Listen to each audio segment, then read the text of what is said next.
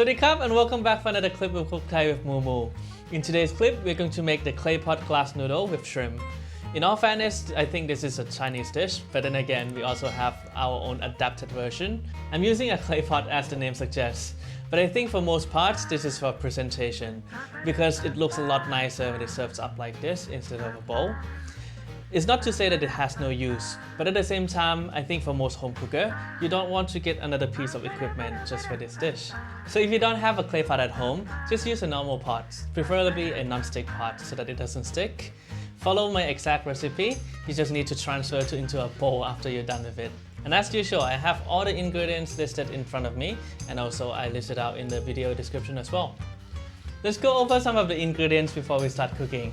And this is the brand that I always use for glass noodle. They're not sponsoring me, but it's just my preference because I think this brand is pretty good. It is very stretchy, it doesn't break very easily. And before you start cooking, you want to soak this into water for at least 5 minutes so that it loosens up and it's easier to manage.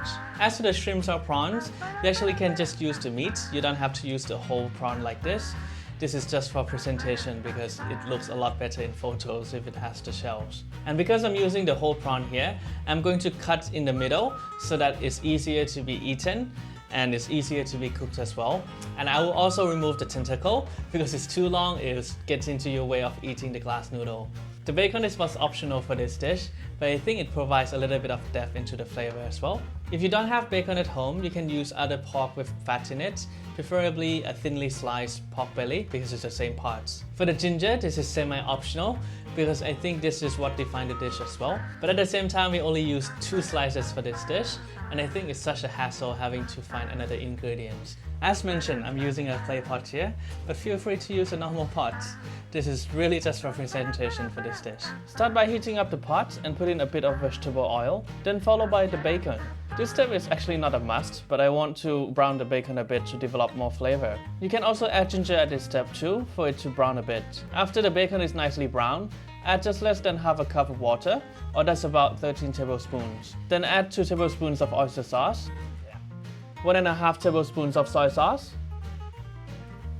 half a tablespoon of fish sauce, about 2 teaspoons of sugar or a little bit less, 1 teaspoon of sesame oil, 1.5 teaspoon of dark soy sauce, freshly ground pepper to taste, do a coarse ground, and put in as much as you like. When the water is boiling again, put in the glass noodle, shake out excess water before putting it in, and make sure that everything is under the liquid. It will look like a lot of liquid for now, but it will be absorbed. Flip once or twice to make sure that it's cooked evenly. Then after about 2 minutes or so, put in the shrimp, then put the lid on.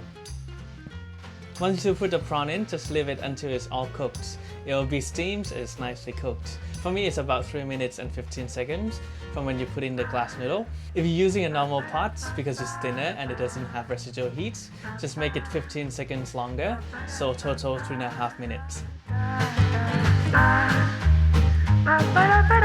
Garnish with coriander or spring onion when served. Don't forget to click like, comment and subscribe. I'll see you next time. Sawasdee krab.